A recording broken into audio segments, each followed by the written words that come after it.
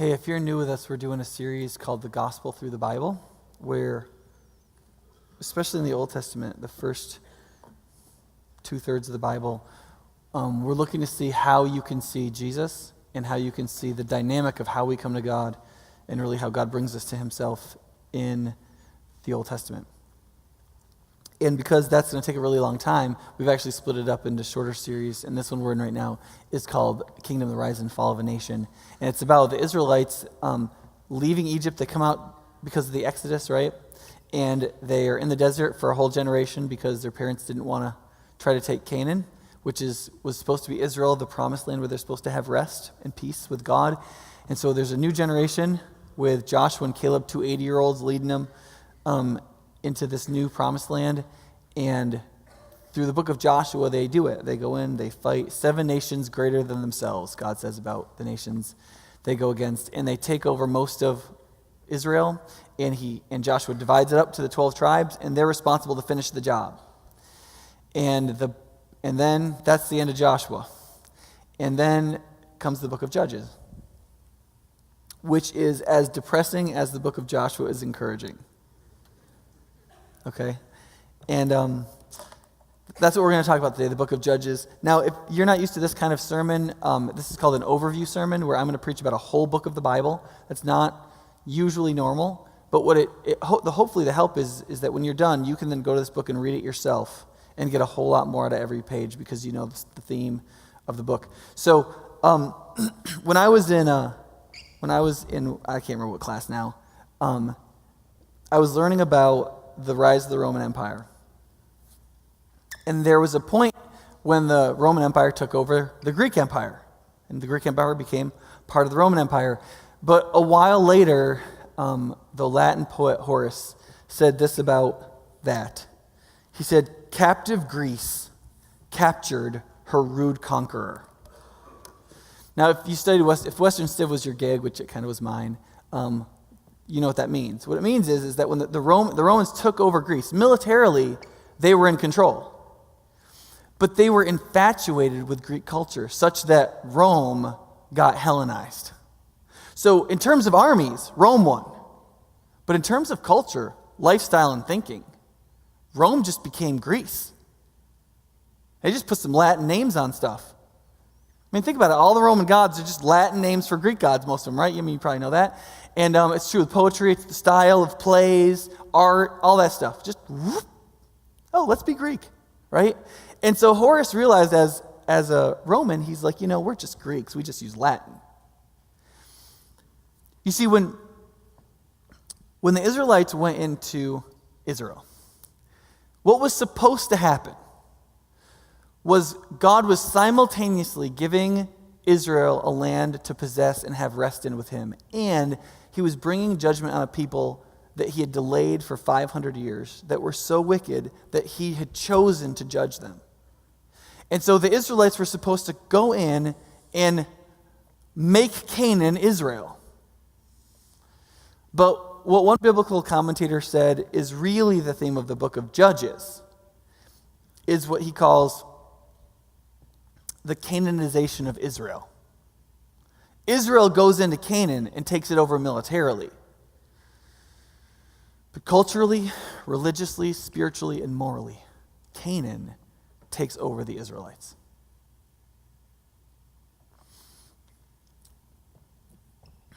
Now, one of the things that the Greeks knew that the Romans took over was that in most of their plays, there was at least one figure, oftentimes the leading figure, and then Shakespeare takes this over later on, that has what was simply called the tragic flaw. I think there's a Greek word for it, the hamartia. If actually, in the Bible where the word sin is used in the Greek New Testament, that's the word that's often used. But it doesn't mean what Aristotle said it means in the Bible. It's slightly different. But in Greek, when Aristotle used it to refer to plays, it was missing the mark. Right? It would be like archery. You shot and there's a bullseye and you missed it by a little bit. That's a hamartia. You missed the mark. And so it's not like as bad as it can possibly be, but it's slightly off trajectory. There's a flaw, right? But if you're off the mark at 20 yards, 2 inches, how far off the mark are you at 500 yards? Quite a lot, right? Trajectory matters. And so in the Greek plays, you had these figures, and oftentimes they had a flaw, and the flaw didn't seem like it was terrifyingly awful. It's a little bit of pride, a little bit of a lack of forgiveness. It was just, there's something, it was a hamartia. It was a little bit off the mark. But by the time you get to the end of the play, it had destroyed the person, torn away from everything that they had. And you see, that's how the book of Judges puts forward what happens to the Israelites. It's really important for us to get that. Because part of the point, there's two big points in the book of Judges, and one is about us and one is about God, which in one sense means they're both about us and they're both about God. But one of them in relationship to people is that what the Israelites failed to do became their failure. So when they failed to completely drive out the Canaanites, that failure led to their complete failure. It actually says, if you look in Judges 1, there's these two passages. So Judges 1, the first part, so Judges breaks down into three parts. Chapters 1 and 2 is the introduction, then chapters 3 to 16 are the judges, right? And then chapter 17 to 21 is the toilet bowl ending. Like it goes bad. Sorry about that sound effect. That was a pun sound effect. I apologize. But as you go through the chapter 1 starts out with victories. It starts out with the Israelites went in here and they did this and they did that and they did that. In fact, one of them affirms the justice of God in the destruction of the Canaanites. If you really want to know about that, you need to listen to my sermon last week. But there's this one king where I think his name's Adonai-Bezek, and they catch him and they cut off his thumbs and his big toes. And you're like, okay, that's just mean. Like, why would you do that? And then they quote Adonai-Bezek, and he says,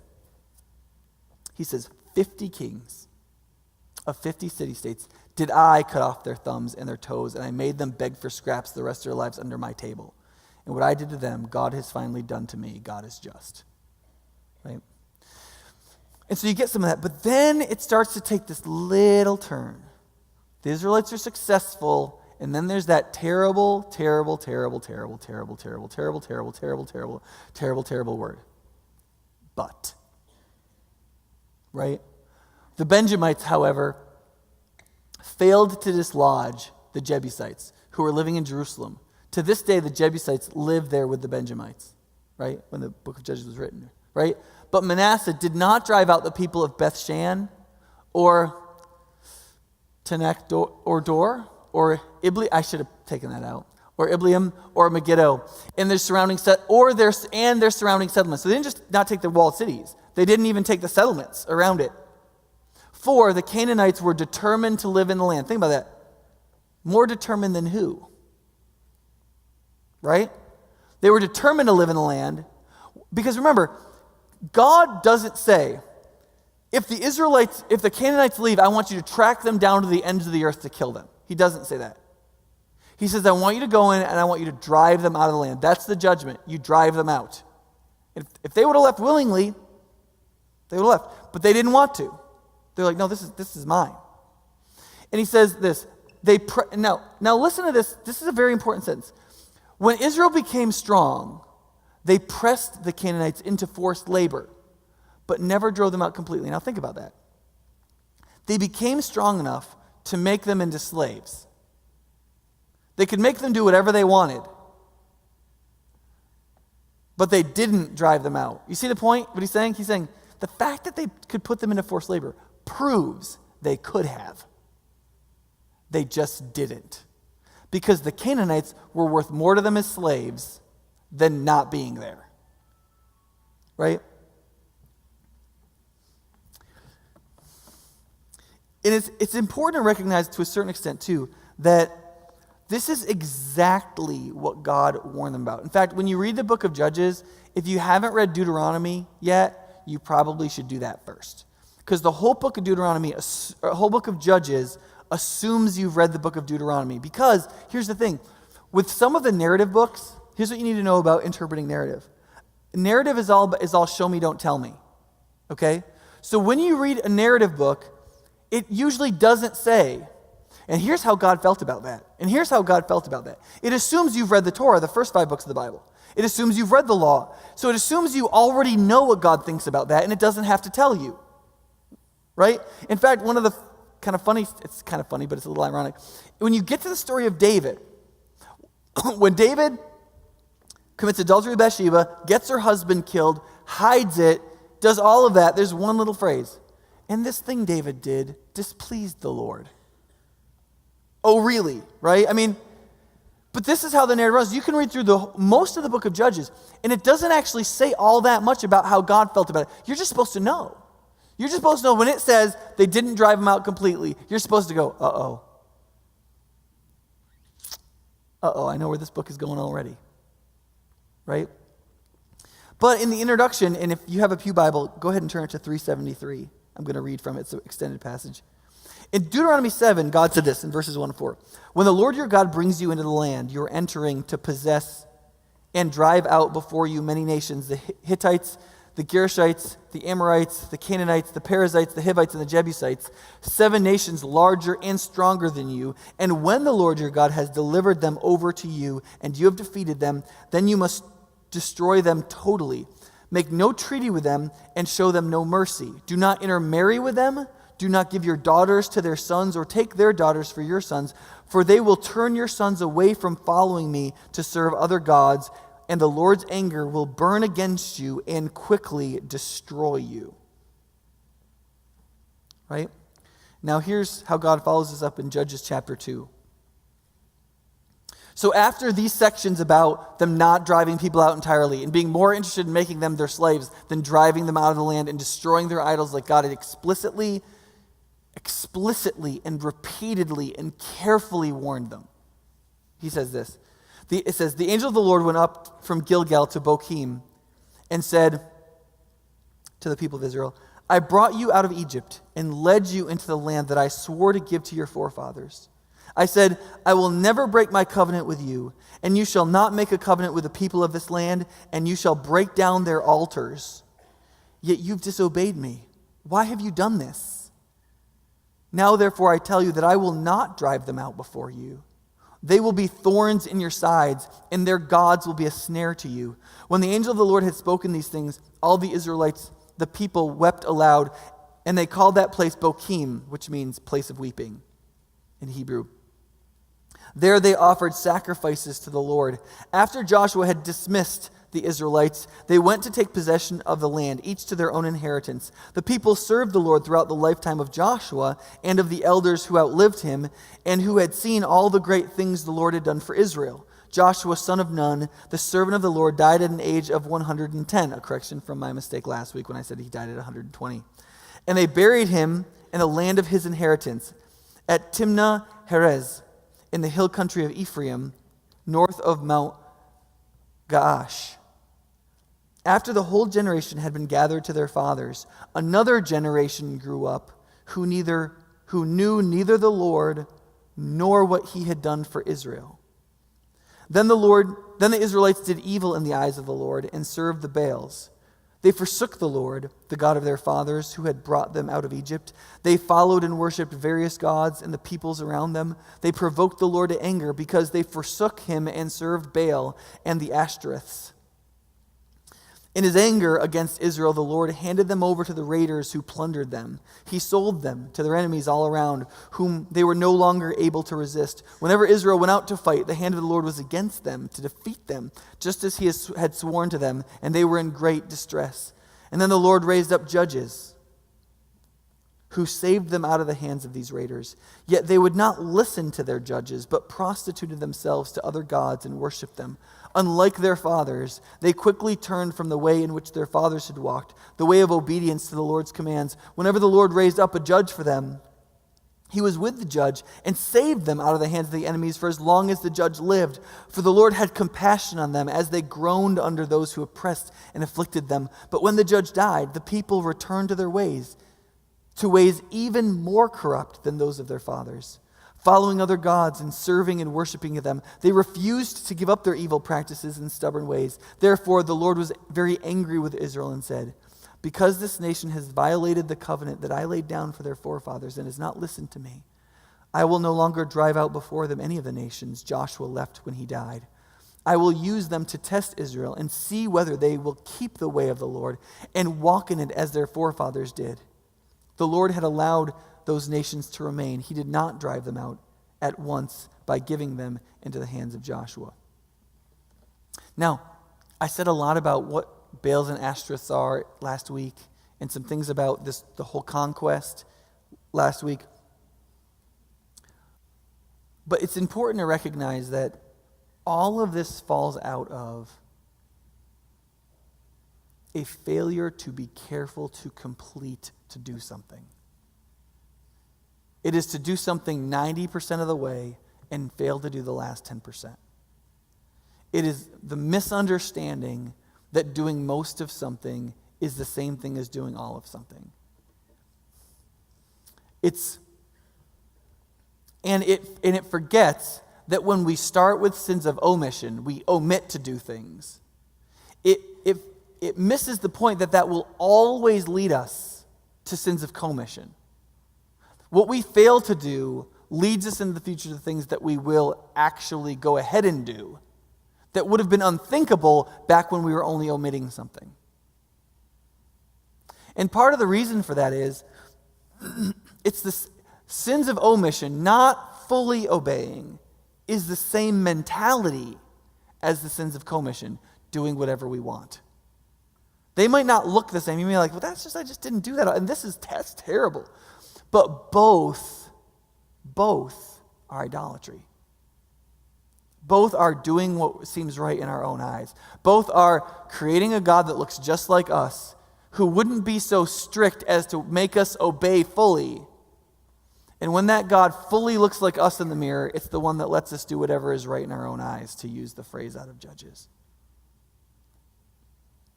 To failure to drive out completely, to failure to completely obey, leads to complete failure. It is the fatal flaw of people who start out well. If you are in the game at all, believing in, loving, serving, and following Jesus, hear that lesson. And it also might remind you of this slide from the last 2 weeks. I mean, were you listening when I read that passage? Joshua ends his life and he tells the people to choose, right? And then it says that the one generation died and there was a new generation that didn't remember. They didn't remember. And it doesn't actually say they didn't remember the law. It says they didn't remember what God had done for them and for their fathers. They didn't take personally the track record that God had with his people. And so when they didn't believe that there was a God that was really for them, when they didn't really believe there was a God that they could trust, they looked for something else to trust. That's not weird. That's human nature. And when there's a failure of disciplined remembrance, there's always going to be a failure in careful obedience. And failure to obey is always going to lead. If we fail to obey completely, that is the missing the mark that creates the trajectory to completely failing to obey. So, okay, if you don't know much about the book of Judges, let me take you through a little bit of what goes on in that book. The first 2 chapters are just introduction. It takes you through the end of Joshua again and puts you forward and already introduces you to this beginning of this cycle of disobeying.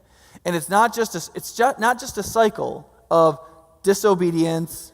God lets somebody take them over. They're afflicted. They cry out to God. God raises up a judge to save them. They listen as long as that judge is alive, and then they go back. It's not a cycle. It's a spiral. And it's a spiral like a toilet bowl because it goes down and down and down and down until you get to the end. And so then from chapters 3 to chapter 16 are the judges. There are these people that God raises up, and there's 12 of them. Now some of them, very little is said about them. It's just a sentence here, a sentence there. For example, there's this guy named Shagmar. So if I have another son, I'm just kidding. So there's this guy named Shagmar, and all it says about Shagmar is that God raised him up, and he killed 600 Philistines with an ox goad. Okay, if you don't know what an ox goad is, it's a sharpened stick. Okay, that's what an ox goad is. A goad is something you poke something along with. So an ox goad is like a stick, that you sharpened so that when you poke the ox in the bottom, it goes. That's all it is. And he killed 600 Philistines with it. I would think he probably had to resharpen a couple of times. I mean, I don't really know, but that's wild. But that's all it says. And he delivered Israel, right?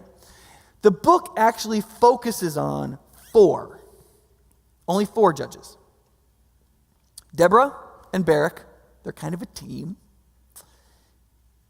Gideon, Jephthah, and Samson. All of them fight different people.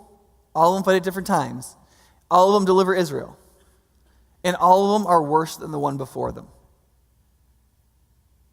So Barak and Deborah, not too bad. Deborah's pretty great.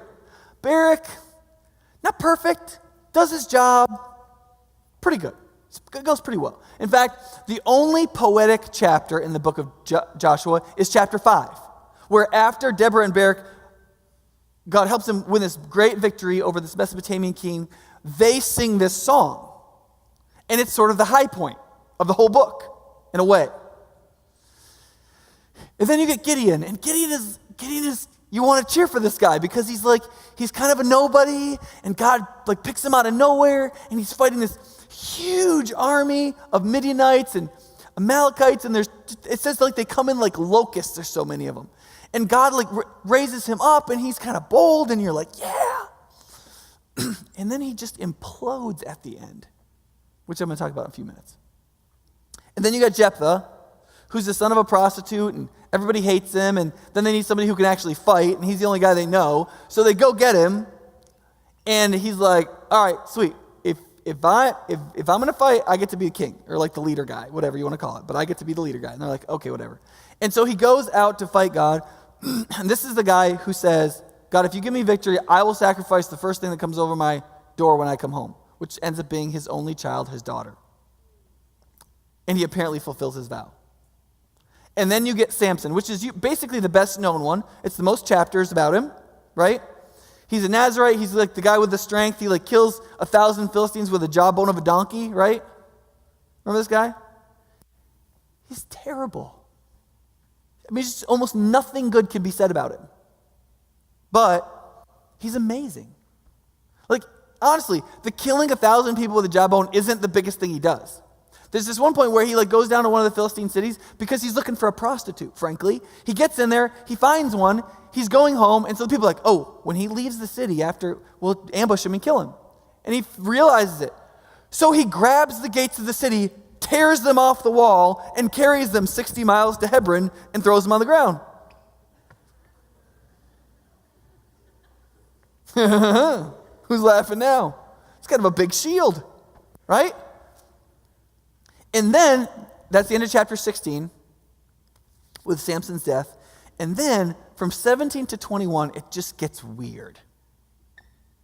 Really weird. It's the toilet bowl ending, I call it, okay?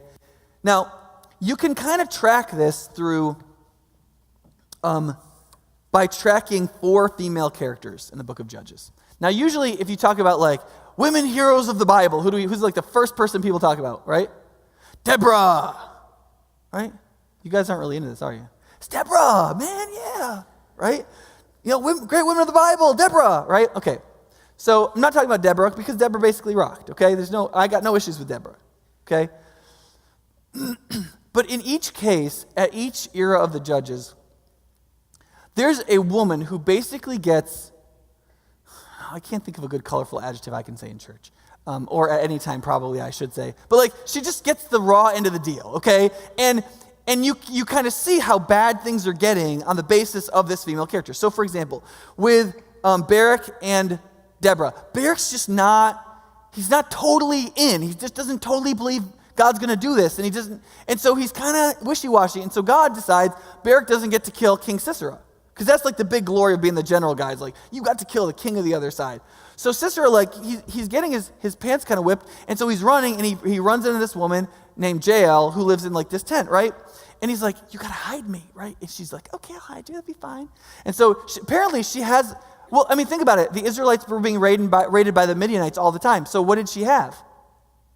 Secret compartments, right? Right? Raiders are going to come. So apparently she has this little thing dug under her rug. So she opens it up. She only has it because of these people, right? And she puts them in it. She gives them a drink of milk because it's like this kind of, she's like putting a kid to bed, right? She's like, I'm thirsty. Here's the milk. So he goes to sleep. Then you know what she does, right? Oh, sorry. You helped me already. So she goes and she gets a stake and a hammer. He's asleep because he's been running for 20 miles with armor on, right? Puts it on his forehead. She ends it. No more sister, right? And you're like, hello, and then she goes out and here's Barak. Where's Sister Rai? She's like, yeah, he's dead. It's gross. Right? Okay, so then Gideon, right? Gideon does a great job, except here's the problem with Gideon. Gideon really liked the ladies, apparently. And not only did he have enough wives that he had 70 sons, but he also had a love child in Shechem, like 30 miles away, who he named Abimelech, which we'll get back to a little bit later. Now, Abimelech had a little bit of an issue in terms of, like, we call it narcissistic something personality disorder, but like basically he just liked killing people and wanted to be king of all. And so he does that. He gets a bunch of people at Shechem together. They start killing people in cities. They go to this one city and take it over, and there's like this tower with women and children in it. They can't get it. He just burns the thing to the ground, kills everybody, goes to the next city, same thing. Gets in the city, starts killing everybody. Everybody's in a tower. He gets the fire together. He's like, we're going to burn these people out too. And you're like, dude, you just won. Gideon just won. Just let it be, right? So he's going up, he's going to kill all the women and children. And you're like, there's got to be some dude that can kill this guy. Like, what is the deal? How big a deal is he, right? Here's what happens. Some woman who is unnamed gets an upper millstone that you grind grain with. She carries it over, and when Abimelech walks up, she drops it on his head. It hits him in the head, cracks his skull. He's bleeding to death. He yells out to some young guy, quick, stab me, or they're going to say a woman killed me, right? So the guy stabs him and kills him, right? And we still say a woman killed Abimelech. Right? Boom. And he's dead, right? Now you get Jephthah, right? Jephthah, mighty hero, yeah, okay. Inauspicious beginnings, but, he delivers Israel. He's a man of faith. I'm going to sacrifice the first thing that comes over my doorpost. It's his virgin daughter, right? To which you're kind of like, oh my gosh, how big an idiot can you be? And you really think God wants you to fulfill this vow in direct denial of his law, which explicitly forbids human sex? You really... Right? And Jephthah's daughter is just kind of like, that's kind of a bad vow, isn't it? Well, can I have 2 months to mourn? And then I guess you just got to do what you got to do, right? That's pretty crazy, right? And then after Samson, things have gotten so bad that there's 2 narratives about 2 Levites who are particularly unrighteous. One guy named Micah that I just don't have time to get into that right now. It's about idolatry in the tribe of Dan, and we'll do a series on Judges sometime. And then there's another Levite. And the reason this is so ironic is the Levites are who? They're supposed to be the priests and the keepers of the law, right? So when you got bad Levites, you got problems, right? So you got this Levite, and it says that he has a concubine, which is basically a servant that he sort of treats like a wife, who's probably had children or something, but that's second-class wife, right? And she runs away to her father's house, right? Now, most of the commentators on Judges infer from a number of things that happen in this narrative that this guy probably made that happen. Not sure if they beat her up or just was mean to her or whatever, but because it says after a while, he went to her father's house and spoke tenderly to her, right?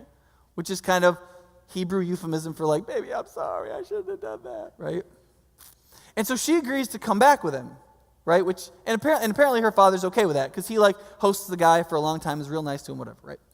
So finally the father-in-law has kind of kept him there, eating and drinking and having a nice time for 5 or 6 days. And finally he's like, look, I'm leaving. He's like, well, it's almost nighttime. You can't leave now. Stay another night. We'll have another beer. And he's like, dude, I'm leaving, right? So he gets his concubine wife person, and his servant, and the 3 of them head out. And they're going up, and they're going to pass Jerusalem. But the Jebusites live there, and so the servant says, let's go in there and we'll find some place to stay. And the Levite goes, I'm not going in there because they're not Israelites, and you just never know what those people will do to you, right? He's like, there's another place over here, Gilead, and we'll go in there, and we'll stay among our brother Israelites, and we can be sure we'll be well treated. He doesn't say that, but that's what the narrative infers. So they go in there, and it's Sodom and Gomorrah all over again, right? They're at the city gates. Some guy goes by. He's like, dude, you can't stay here. Takes him to his house. Some men in the city show up and be like, hey, give us that dude. We want to have some fun with him, right? And now in Sodom and Gomorrah, Lot offers his 2 daughters, right? And then the angel strikes people blind, and off that goes. Well, see, in this case, there's no angel. So what happens is the guy who's hosting, the Levite, offers to hand over one of his daughters, and he hands over his concubine wife, which they proceed to, I will just say, abuse. Most of you can infer what I mean by that. The rest of the night. In the morning, she's still barely alive. He puts her on a donkey, takes her the rest of the way home. She dies on the way. His response to this is to cut her into 12 pieces and to mail them to the tribal leaders of the 12 tribes of Israel. So all the tribes, they get a rotting 12th of probably some 20-year-old girl's body. And they finally get mad enough to do something. And then here's the big irony of the book of Judges. Okay, here's the big irony.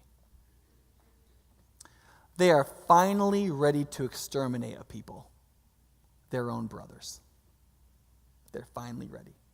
And the next chapter and a half are about how they almost completely exterminate the tribe of Benjamin, rather than bring justice to one group of people in one city. And that's the ending. And then it just simply ends with,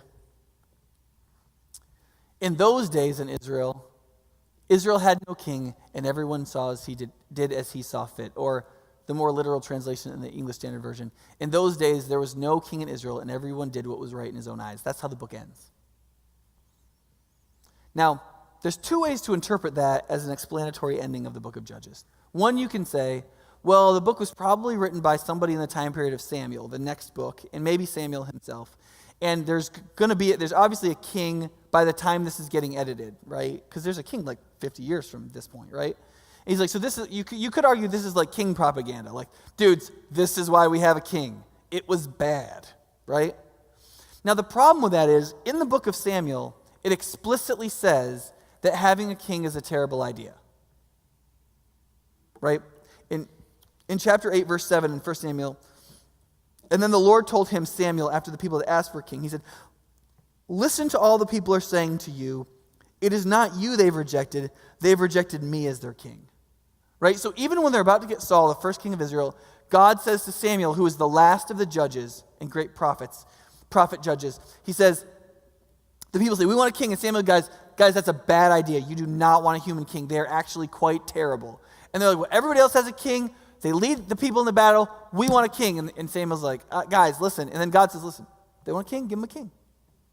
Because you're not their king. They're not rejecting you. I was supposed to be their king. They're rejecting me. Right? Which, if we look at the book of Judges, it's important to track that phrase. Because there's at least 3 other places in the book of Judges where that phrase, there's no king in Israel, is used. And do you see how the first one's in chapter 17? They're all in the toilet bowl ending. They're all in those last 5 chapters. In those days, there was no king. And notice that the first one and the last one are identical. So you're getting into chapter 17, the toilet bowl ending, and it starts with, in those days, there was no king in Israel. Everybody did whatever was right in their own eyes. And then it ends in chapter 21. In those days, there was no king in Israel. Everyone did what was right in their own eyes. You see that? And then in between, twice, it just mentions again, oh, by the way, in those days, there was no king in Israel. What's the significance of that, right? And this is where you get to this issue about God. You see the high point, if you see the high point of the book of Judges as Deborah and Barak's song, you know the first line of that song is this. It says, and then, this is Judges 5, verses 1 and 2. And then Deborah and Barak, the son of Abinoam, on that day, they sang this. The leaders took the lead in Israel, and the people offered themselves willingly. Bless the Lord. Right? That's the first stanza of the song. You see what the theological content in there is, that here's God's blessing. God's blessing is when God raises up a leader, and those leaders actually lead the way they're supposed to. And the people see that that's what's happening. And they give themselves to it willingly. And the unity that comes from that accomplishes what God has put it forward to accomplish. And the response of the heart ought to be, God is amazing. God has brought about something great. This is wonderful. Right? And then, and I think this is kind of the interpretive key, you get this statement about kings made in the story of Gideon. So Gideon's the fleece guy. Most people know the beginning of the story. It's the end of the story that's depressing. It's the end of the story where kings are talked about. So Gideon wins against the Midianites with 300 people, right? He defeats an army of 120,000 with 300 people, and they never even fight. So it is the most clearly divine victory in the whole book of Judges. Right? Jephthah just leads an army and they just win. It just says God hands them over. And Samson's kind of odd, but it's never as decisive victory. Gideon is the most decisive victory in the whole book of Judges. He wipes out 120,000 people, kills both the kings, completely eradicates the eastern threat in his lifetime. Right? And so he comes back after this total victory. And this is what it says. This is on page 386 in your Pew Bible. It's Judges 8, 22 to 32. It won't be on the screen. Judges 8, 22 to 32. The Israelites said to Gideon, "Rule over us, you, your son, and your grandson." See, they're inviting it to be a dynastic rule. Not a rule of judges God raises up, but they're inviting Gideon to be a dynastic king. Right? Does that make sense? See what he's doing here? Because, this is why you and your sons after you get to be king, because you have saved us out of the hand of Midian. But Gideon told them, "I will not rule over you, nor will my son rule over you. The Lord will rule over you." Do you see the understanding there? The understanding is God is king. Therefore, there is no human king. When God requires a general savior, he will raise one up, and we will follow that person. Or as Deborah said, the leaders will lead, and the people will give themselves willingly. That's how God does it. So that people are ruled over by God as king and are fundamentally freer than anybody else on the face of the planet. Right? Then verse 24. And he said, so this is still Gideon speaking, "I do have one request, that each of you give me an earring from your share of the plunder." It was the custom of the Ishmaelites to wear gold earrings. So the Midianites they defeated were Ishmaelites. And almost every man in that group wore a gold earring.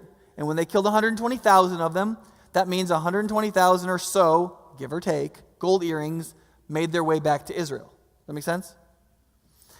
They answered, meaning the Israelites, "We'll be glad to give them." So they spread out a garment, and each man threw a ring from his plunder into it. The weight of the gold rings he asked for came to 1,700 shekels. That's 42.5 pounds of gold. Not counting the ornaments, the pendants, and the purple garments worn by the kings of Midian, or the chains that were on their camel's neck. So they had these beautiful gold chains around the neck of the camel they rode, which were pure gold. And then, of course, the kings themselves wore a bunch of gold. So not counting that, there was 42 pounds, right? Then verse 27, Gideon made a gold ephod. Ephod is just Hebrew for a piece of clothing. We don't really know what it looked like. He made some kind of garment with 42.5 pounds of gold, plus the chains and the talismans and the clothing from the kings of Midian. He took all of that and he made like some super freaky clothing line, okay? And then this is what it says.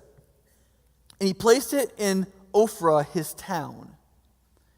All Israel prostituted themselves by worshiping it there, and it became a snare to Gideon and his family. Thus Midian was subdued before Israel and did not raise its head again. During Gideon's lifetime, the land enjoyed peace for 40 years. Jerubbaal, that's another name for Gideon. It means he will contend with Baal. Son of Joash, went back home to live. He had 70 sons of his own, for he had many wives. His concubine, who lived in Shechem, also bore him a son, whom he named Abimelech. Gideon, son of Joash, died at a good old age and was buried in the tomb of his father Joash in Ophrah of the Abiezrites. Sorry, I'm just kidding. Now think about this. Think about that passage. What did Gideon say? When they said, be our king, what did he say? He said something that was theologically perfectly right. And the narrator of the book of Judges is teaching us the theology of what we ought to know in that statement. Oftentimes he'll say something true and then he'll show us something false, right? So here he says, he puts the right words in Gideon's mouth. So in the moment of his triumph, he says the right words. He says, I won't be king over you, nor my son or my grandson. No, God is king over you. He's our king, not any human person. The minute you put in a human person, it's going to lead to idolatry. God raises up his own judges. He doesn't need a king. If we will be a people of law, who believe in the covenant, who follow the law, who do what is right, that kind of bureaucracy is not necessary for us. We don't need a king. When we're called out to battle, we will come out to fight because that's the kind of people we are. And when God raises up a judge, we will follow them. And just like Deborah said, the leaders will lead, we will give ourselves in bravery to follow, and God will give us victory. You don't need a king, right? We just beat 120,000 people with 300 people. A king is not necessary. And then what does he do? Right? Then what does he do?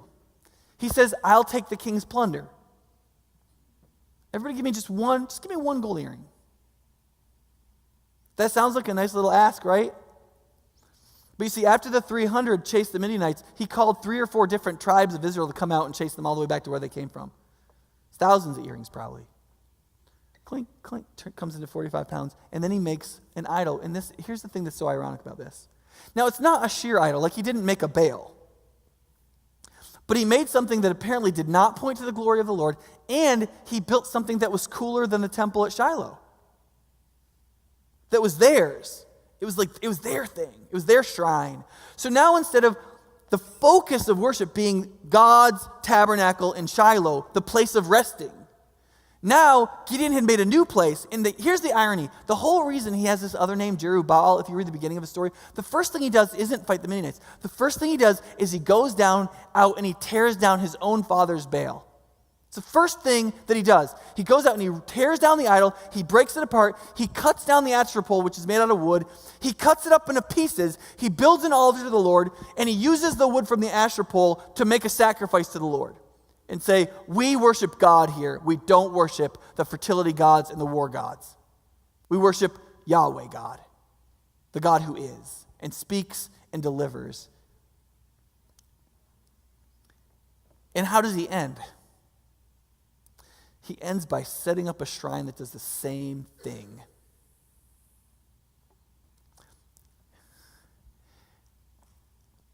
And then he does what all bad kings do. He piles up lots of wives, he has as many kids as he can, and he tries to pile up a dynasty of progeny for himself and wealth. And, as any good leader does, feels the right to have side projects, like concubines in Shechem, which he has a child and names him Abimelech, which means, right? Avi-Melech. So my daughter, Abigail. Avi-Gael, my father's joy. Abigail means my father's joy. What does Avi-Melech mean? Well, Melech is the Hebrew for king. The concubine's son, Abimelech, means my daddy is the king. And you know what happens? The minute Gideon dies and Abimelech gets old enough, he acts like it. He gets up and he gets some buddies from Shechem and he goes to his father's house and he grabs all 70 of his brothers. Well, 69 because one kind of slips away. He pulls them all out, picks a stone, kills all of them on it. Goes back to Shechem. He's like, Avimelech, baby. And the people of Shechem, you know what they do? It's the only time anybody actually does this in the whole book of Judges. They make him king. And his little brother comes down this little hillside where they can see him, but they can't get him. And he goes, let me tell you a story. And they're like, oh, who's got a bow, right? Like, they're like, yeah, tell us a story. Somebody get a bow, right? And he goes, there was this time and all the plants went out and they all went out to the olive tree because the olive tree is the most productive tree of all the plants in that area of the world. And they said, be our king. And the olive tree said, I can't be your king. And they said, okay. So they went to the fig tree and they said, be our king. You be our king, right? The sweet fruit. I mean, it's the sweetest, most delectable fruit of that area of the world in that time. And they said, you be our king, fig tree. And the fig tree said, no, I can't be your king. And then the little brother goes, but there was a bramble. There was a little thorn bush that people hate. And the bramble said, I will be your king, and I will stretch out my branches, and you could be cooled by my shade. And he said, and then they made the little bramble king. Now, if you're not the sharpest knife in the drawer, that was an allegory for making Abimelech king. But you see, you guys, that is exactly what the book of Judges means when it says, at Israel at this time, there was no king. And so, everybody did whatever was right in their own eyes. You see, the problem wasn't that David hadn't been crowned king yet. The problem is that the Israelites forgot that God is king. There is a king. There's only one king that the more supreme his rule, the more free his people. There's only one king like that. In fact, in chapter 8 in 1 Samuel, when Samuel finally starts talking about what it's going to be like to have a king, you know what he says? He says, here's what you need to know before I anoint somebody king. He's going to take the best of your goods, the best of your grain, the best of your bread. He's going to take the best of your flocks, the best of your horses. He's going to take the best of your daughters. Then he's going to take the best of your men to go fight the best of his wars. And he's going to take the best of that booty for himself. And he's going to take the best years of your life. And he's going to take the best work of your hands. And he's going to take the best of everything you've got. And won't you be happy? Because then you won't be oppressed anymore. But we'll give you a king. That'll be fine. That's a paraphrase, of course. Traumatized. You see, the point of the toilet bowl ending of Judges, the point of the whole book of Judges, is that there is only one king that gives rest and makes people free. I'll tell you one more quick story. So one of the books we won't get to was happening during the time of the Judges. And while these great men were doing great things and not really following God in a lot of ways, there was one woman from Moab who should have been an idolater, right? I mean, they killed a bunch of Moabites in the book of Judges. I mean, in her lifetime, she probably knew lots of people who had been killed by Israelites. And yet this Israelite family came to live where she lived in Moab. They had 2 sons and she married one of them. And then both of the sons died, both her husband and her brother-in-law, and then the father in that family died. And so all that, is basically her, this other girl that she may not have even known before they were sister-in-laws, and then this old woman from Israel who spoke Yiddish, I'm just kidding. That's not true. And so this old woman whose name was Naomi, she said to the 2 daughters-in-law, she's like, listen, you're both young and pretty. I'm going to go back to Israel. There's no reason. You shouldn't feel like you have to do anything for me. I'm going to go back and see if I can find my kin and see if I can make a life for myself. But I'm going to change my name to Mara, which means bitter, because the Lord has made my life very, very bitter, right? And one of them says, okay. It goes back to her people. And then the other one says, no. When I married in this family, I was bound to you, and that cannot be severed by you. She said, and this is what she says, this woman named Ruth, or Root, says to Mara. She says, I'm going to go wherever you go. Whatever you do, I'm going to do. Wherever you die, I'm going to die there, and I'm going to be buried there, and your God is going to be my God. And so she follows her back in this time period. When things are going buck nuts crazy, People are coming in, killing people. I mean, women are getting cut into 12 pieces and mailed places. And this woman comes into that nation at that time with nothing to pick grain behind people who already pick it. She's digging through stalks on the ground to find little kernels that fell. It's called gleaning, to get enough so that maybe they could survive a little while. Right? But she did it out of faith. And then some stuff happened. Some guy riding on a horse who on the field was like, hey, who's that? And they're like, look, she's not just attractive, but this is the story. And they told this guy, Boaz, the story. She's Moabitess. She came back with this widow. Her husband's dead. She came back from her country to our country, and the widow's at home. She can't even work anymore, but this woman's out here trying to find enough kernels to survive. And this guy's like, buddy, I've been looking for a woman like that. Right? And over a series of courses of events, he marries her. She ultimately has a son named Obed. So apparently she wasn't good at naming people. But Obed has a son named Jesse. And Jesse has a son named David, who is the one great king, who then God would say in 2 Samuel that he pointed forward to the greater king in his line, a king named Jesus. So that when you get to John 18 and Pilate's getting ready to send Jesus off to be crucified, Jesus says something, and Pilate goes, I knew it. You are a king. And Jesus answered, you're right in saying that I'm a king. In fact, for this reason I was born, and for this I came into the world, to testify to the truth, that everyone on the side of truth listens to me. You see, his claim to kingship actually wasn't dynastic power. It wasn't the size of his army. He said he's claiming that he's king by virtue of reality. He's the king of truth.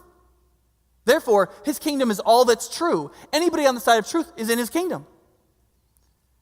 Only that kind of king can say, through his own death and resurrection, through the Apostle Paul, about belonging to him, that it was for freedom that Christ has set you free, not to be a slave.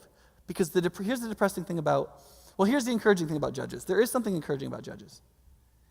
If you go to Hebrews chapter 11, Hebrews chapter 11 is a chapter about faith. It's about people who have real faith. People who are affirmed as, you want to be like them, at least in this regard, that they believe God, they believe in God, and they can accomplish something. There's some strength, there's some courage, they're not terrified, they're ready to roll, they can get through stuff because they have faith. And at the he goes through Abraham and a bunch of people, and he gets to the end, he's like, listen, there's a lot of people I don't have time to talk about, like Barak, and Gideon, and Jephthah, and Samson, and the kings and the prophets who through faith transformed everything. They were all bad saviors. They were all bad kings. They all had major problems. Most of them had major flaws. Their hamartia got way the heck out there. They turned things upside down. There is not a whole lot good to be said about many of their lives, especially Samson. But one thing can be said about their life, that the power of God flowed in and through it because they believed, at least in some regard, in some way, to bring something about. Samson really did believe in God. And here's the thing. There's a lot of churches that grow because pastors know how to speak to hurting people. Because there's a lot of hurting people in the world, right? But when I was reading the book of Judges, Lexi and I were having this conversation. I said, Lexi, what about a church for bad people? Because Samson was hurting, self-inflicted. Jephthah was hurting, self-inflicted. Gideon's family ended up hurting, self-inflicted. Barak lost glory, self-inflicted. Lots of people, the whole nation of Israel, self-inflicted. Hurting isn't enough. You can't have a church just for hurting people. You got to deal with hurt. But so much of human hurt is self-inflicted. You got to have a gospel, a story for bad people. It's got to be for bad people. It's got to be for Samsons who are hooking up with hookers but yet carrying doors places. People like Gideon who defeats 120,000 people, and then has a love child and names him my daddy's king when he knew that there wasn't supposed to be a king, that God was supposed to be king. Like, but there it is, right there in Hebrews. And Scripture says, those people, that was faith. And the only way that can be counted as faith is if there's something over them. There's some greater judge, greater savior, greater king that can pronounce righteousness on somebody who is unrighteous, and can call faith something that is not entirely knowable, that can pull something great out of something that is erratic, that can count some good in something that is not good, like me, and can prepare us for each other. I'm a heck of a lot more like Gideon than I am like Jesus, guys, and we better get that straight before anything goes down. And so are you. And it's only when we recognize that from where we are, we have to fear ending up like some of these people and know that unless we're careful to obey everything, a failure to obey is going to create a complete failure. We have to see them as lessons and go as far as we can toward Jesus, but at the same time recognize that there has to be a king in Israel. There has to be a king over us, and not somebody we place there who's a little bramble who wants to throw shade over you, but somebody who's really king, who's king by the virtue of truth, who's died and has risen for you, and who says it was for freedom that he became your judge. Because judge also means savior in this context. The gospel in the book of Judges is the redemption of such terrible failure, if on condition of recognizing the one who is king. Let's pray. Father, please help us to learn the lesson morally and spiritually in terms of spiritual discipline in the book of Judges, that if we don't obey fully, we will end up fully disobeying. Help us to get this sense of being careful to remember, careful to obey, clear to choose, seeking to obey you in everything that we possibly can, and help us to take that very deeply. And so as the summer ends, help us to embrace discipline and escape diversion and want to press in and grow as much as possible in character and in virtue and in faith toward you. And at the same time, Father, will you help us be a church that recognizes that you chanted the names in the scriptures of these bad heroes because you counted faith where there was faith that you brought out, and to be encouraged by the fact that you can do great things in and through bad people, you can redeem their pain and hurt, and you can bring peace. We think of the refrain, and then they had peace for 40 years. 6 or 7 times in that book. Help us to see Judges as more like real life than TV. And help us to live like we believe it. Obeying you fully and recognizing you every moment as the one true King, so that we don't do whatever's right in our own eyes, but we are happy and we freely embrace doing what's right in yours, because you're the King of truth. In Jesus' name.